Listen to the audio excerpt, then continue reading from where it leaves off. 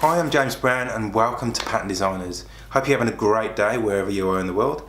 In this video, I'm going to be walking you through different types of textile design jobs and what you'll be spending your time doing in these jobs.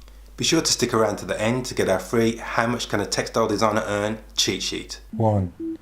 Freelance textile designer or licensing artist. Okay, a freelance textile designer is someone who builds a collection of artworks and sells out the copyright to that artwork to the client.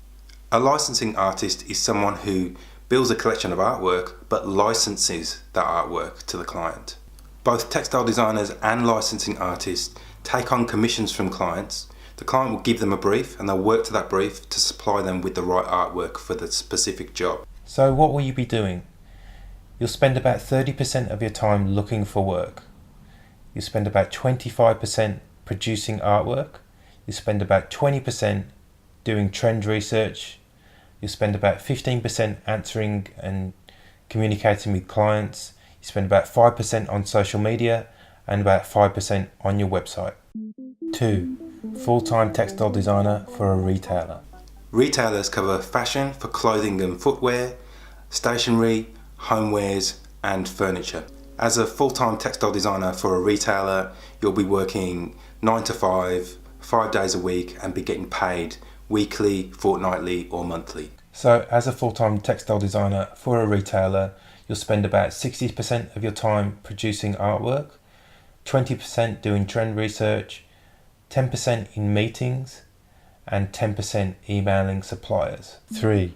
Full-time textile designer for a textile design studio. Textile design studios specialise in producing textile graphic design for women's wear, men's wear, children's wear, stationery and homewares. As a full-time textile designer for a textile design studio, you'll be working 9 to 5, 5 days a week and be getting paid weekly, fortnightly or monthly. So working full-time as a textile designer for a textile design studio, you'll spend the majority of your time, about 70%, producing artwork, 20% doing trend research and 10% in meetings. So now I hope you've got more of an insight into the different types of textile design jobs there are and what you'll be spending your time doing while you're doing those jobs. You can get our free How Much Do Textile Designers Earn cheat sheet. The link is in the description. Like this video, leave us a comment, why don't you? And subscribe to our channel. I'll see you in the next video. Bye!